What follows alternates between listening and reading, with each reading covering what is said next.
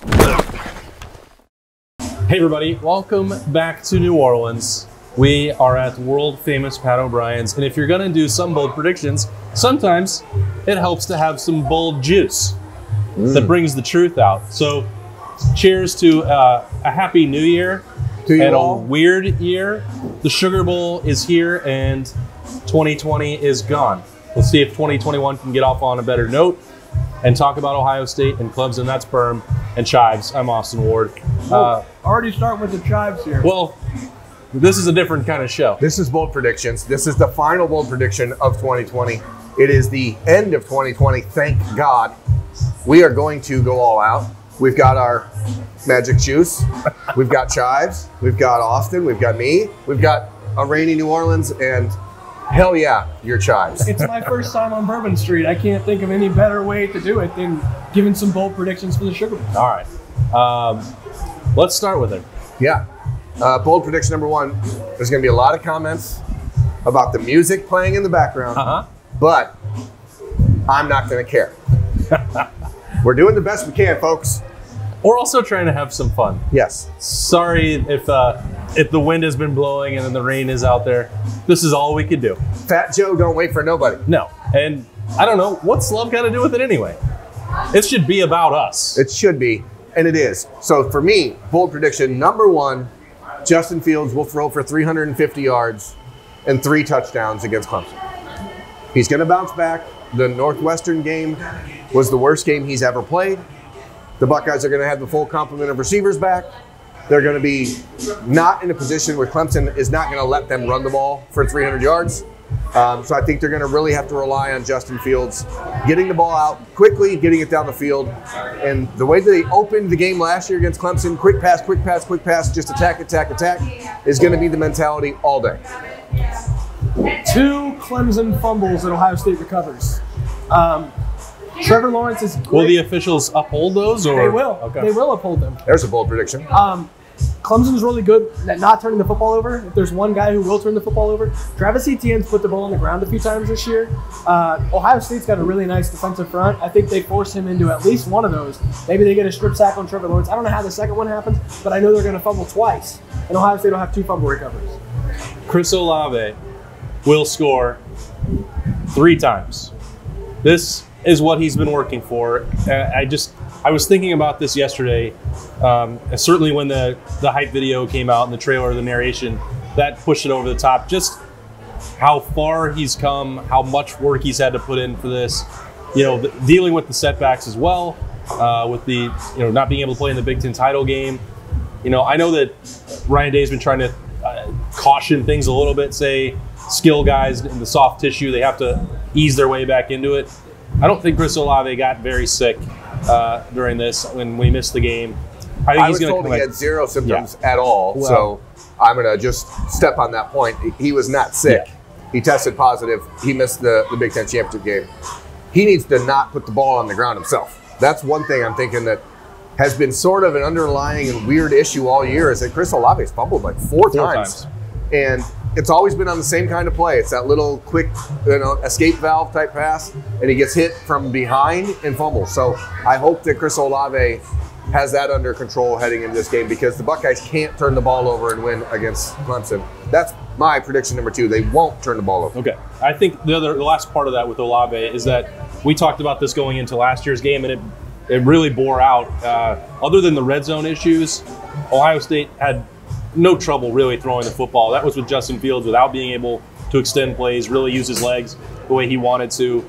This should be as close to the fully functioning Ohio State offense as we will have seen all year. And Chris Olave will be the big beneficiary of that for me. Whole prediction number 2. Stick with the passing game. I don't know where it's going to come from. Maybe it is Chris Olave. 3 passes in the first half of more than 25 yards. And I say that because I want to bring up a point that nobody's talked about all week. Nolan Turner is missing the first half of this game. It is a much bigger deal than it has been made of in the last 10 days leading up to it. A targeting call against Notre Dame put him out of the first half. He's the one that picked off the pass in the 4th quarter against Justin Fields last year. He's an excellent safety. Maybe Dabo Swinney, I think, has said he's the best safety he's had at Clemson. That's some pretty high praise for a guy. his absence is going to be huge in the first half. Ohio State has to find a way to take advantage of that, to give themselves an advantage in the first half before he comes back in the game. I think they're going to try to do it with Jeremy Ruckert, maybe Garrett Wilson down the middle of the field like we saw in the first possession against Indiana. I think they will do that. 3 passes of more than 25 yards complete in the first half. The thing about Nolan Turner missing is that Clemson's secondary is probably more top-end talented this year than it was a year ago, but very, very inexperienced. A lot of young guys, especially on the corners. I think that's where you miss that leadership, is maybe the Buckeyes have an opportunity to get a miscommunication type play because you lose Nolan Turner in that first half. So I just wanted to, this show's about me. It is, yes. So I like to make sure I talk about everyone's point. Yeah. Move on. Austin, I can't wait to hear what you have to say about this. Nice. Okay, go. Okay, go. Shaun Wade. Okay. Interception. I don't know if he'll take it back to the house. I don't know if it qualifies as that bold. One of the best cornerbacks in America gets an interception, but the sainting of Trevor Lawrence, one of the things that he will occasionally do because he's so good is he will take chances that other quarterbacks will not. He has faith in his arm. This is what Shaun Wade came back for. I know that the couple plays against Penn State, Rutgers, we know, Indiana, what happened in some of those games that he's not happy about.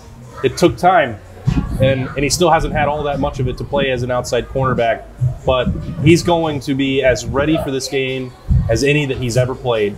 And maybe he'll give up a play or two. That's fine too. Elite cornerbacks have to have confidence in their ability. And he's talked about being too eager to get that interception earlier in the year. He had to overcome that mentality. If the choice is between giving up a reception, going for the PBU, in my opinion, will not work in this game. You have to force the issue. There's going to be points scored by both sides. Go for a game-changing turnover. Try and make that play instead of a safer one. This is a caution to the wind game. Yeah. And it's not a worry about your stats, worry about the NFL, worry about giving up 2 or 3 completions. Shaun Wade needs to make an interception in this game. I believe he will.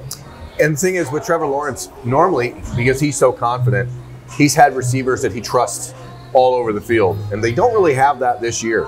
So I think you're going to see him kind of force things to Amari Rodgers when he does have to extend plays. I'm not sure how healthy Frank Ladson is, or, the other outside receivers for Clemson have not been good this year.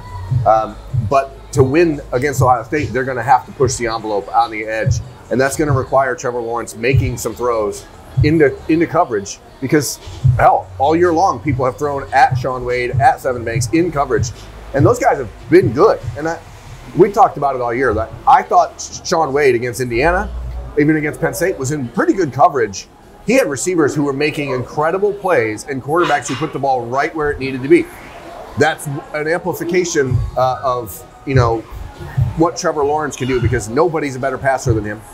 So if Michael Penix is putting the ball in those spots, Trevor Lawrence is going to try too. And I think you're absolutely right. Shaun Wade is going to play a big role. Every time Shaun Wade said something this year about a guy in the secondary, he's made a big play. He said something about Seven Banks, and I think that's something to watch. Shaun Wade said Seven's going to make an impact. I trust him. I think he's earned the benefit of the doubt. I think Seven Banks is going to have a nice game. That's not my third bold prediction. That was Shaun Wade's bold prediction. Yeah, exactly. Yeah. Okay, so bold prediction, numero tres para moi. I just spoke 3 different languages at one time. What's in these drinks? Is that I don't really know. Truth be told, I don't know. Jeremy Ruckert will score 2 touchdowns for Ohio State on Friday night. Jeremy Ruckert to the 4. Yeah. To the 2. Okay. 2 touchdowns. I think that Clemson is vulnerable in the middle of the defense if the Buckeyes are willing to be patient and use the screen passing game that they did last year with J.K. Dobbins.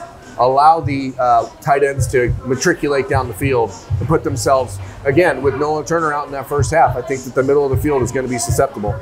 And I think that Jeremy Ruckert, Luke Farrell have sort of faded in these last few games. They haven't been featured in the offense.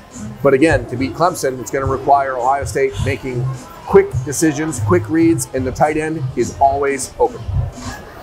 All right, bold prediction number 3 for me. I don't know really how bold this is because of the way the defenses operate. Trey Sermon is going to outrush Travis Etienne. I think Trey Sermon, they found something with that run game. I think Clemson's defensive line is a little more suspect than what everybody's giving them credit for. I think they probably deserve a little less credit than they get most of the time. They've got some inexperienced guys that haven't played a lot of big-time football on that defensive line. It's very talented, but at the same time, so is Trey Sermon. So is this Ohio State offensive line. If there's one or two guys that have taken Dabo Swinney's comments to heart, it's Josh Myers and Wyatt Davis. And I think those guys are going to come out with their heads on fire, ready to knock some heads into the ground. And I think that's going to fuel the Ohio State run game. I think Trey Sermon can get to 100 yards. I don't know if Travis Etienne can. So Trey Sermon, more rushing yards than Travis Etienne. It's a good prop bet. This is the biggest game of Jonathan Cooper's life. We know what he went through to get to this point and not being able to play last year in the playoff and help. I don't know if it tips the scales last year when Chase Young is available, and Ohio State did a pretty good job of getting pressure on him for the most part. But the fact that Chase Young is not there means that Jonathan Cooper has to be a swamp monster in this one. You know, he's got to show up. He's got to get to him. He's got to hit him when he gets there. We'll see if Tyreek Smith can help with that as well. If Tyler Friday and Javonte John Baptiste, if they get clearance to play in this game. I think that this is one where Larry Johnson will have to pare down the rotation. That will fly in the face of what he likes to do. And we've talked to all these rushmen for years that they understand why they do it, how much better you play if you only play 30, 40 snaps, and they accept that. I don't think that that Ohio State will be in position to go with that deep rotation. We saw them try that 2 weeks ago. Really, I was surprised. They had them pinned inside the 5 one time. You looked out and Noah Potter was on the field, and I think he's going to be a fine player. I didn't think that was a situation you needed to let your best pass rushers go get him. And I think in a lot of key situations, then you will see Jonathan Cooper and Tyreek Smith, Haskell Garrett and Tommy Togiai staying on the field. And if that might mean that Baron Browning helps a little bit in the pass rush as well, I think he'll have to show up. But Jonathan Cooper, I think, will make 2 sacks. He knows what's on the line for him and the Blocko legacy. I think he's going to play well. I think it's so important that Ohio State have their full complement of defensive end depth. Not because they need to use it and rotate it in every other play like they have or like they like to, but for Jonathan Cooper, Tyreek Smith, Javonte John Baptiste, Tyler Friday, Zach Harrison, give me 80% of those guys to be ready to go on Friday, and I like the Buckeyes' chances a lot better than when against Northwestern you had 3 of those 5 available. And I think that just being able to rotate in that top 4 and then plug and play with Zach Harrison when you need, athletic guy. Zach's played pretty well this year despite limited opportunities. But if one of those guys can't go, fine. But you need to be able to rotate and stay fresh because Clemson is going to pressure the edge on the offensive side of the ball. And so I love that prediction. What's the score? Are we done? How many more predictions did you want to make? The final score is going to be 48-42. I don't like saying this, but I think Clemson is going to win because I really just don't think the Buckeyes have played enough football. And I know that there's this thought out there that 6 games is help for Ohio State. I think that's BS. Football is about rhythm. It's about repetitions. It's about opportunity to compete. It's about going out there knowing what you're going to do. And I just don't feel like the Buckeyes have played enough football. And I believe firmly they're one of the 4 best teams in the country. I firmly believe that in a regular year, this is a different type of bet. But I think the odds are against them. And I know they can win this game. Justin Fields has to play out of his mind. I could see that being a 48-42 Buckeye win. I could see it being a 48-42 loss. But I guess I'm just spooked because I just, until they beat Clemson, they haven't beat Clemson. And so I'm going 48-42 Tigers and hope I'm wrong. I promise I will get to my score. Last year when you guys called me into the video, I almost fell into the little pond there in Arizona to give my score prediction. As I was walking up to give my score prediction, I was going to pick Clemson. I picked Ohio State. This year, when the game was announced, I was going to pick Clemson. Dabo rated Ohio State number 11. The next morning I woke up having a dream that Ryan Day said to quote, "That's not bad for the number 11 team in the country." I don't know why I had that dream, but I had that dream and I'm going to stick with it because I believe in like the signs are telling me something. Ohio State's going to win this game 37-31. I think it's going to be a little more of an offensive showcase than we saw last year with the defensive battles in the second half that we saw and the big plays. I think it's going to be kind of a more methodical game. There's an upset that has to happen at some point. Ohio State has to beat Clemson. Why not this year? I think it's 37-31, and you're going to see just a masterclass performance from Ryan Day and Kevin Wilson in play calling. I want to be clear that on Tuesday, as we were at Urban Meyer's Pine House, Chives asked me, he said, Berm, am I going to be the only one to pick Clemson on bold predictions? I'm telling you. And I said, no, I think I'm going to pick them. And then he just swashbuckled me. The whole week, I have told myself, I'm picking Clemson. I'm picking Clemson. I just got swashbuckled. Now I'm on the camera, and 37-31 just hit me like this. It hit me like a hurricane, Berm. Oh, buddy! Cheers to Patty O's. And you didn't fall in the water or get wet. There's more. It's all of these callbacks happening, rattling around in Chive's subconscious. The water got to him again.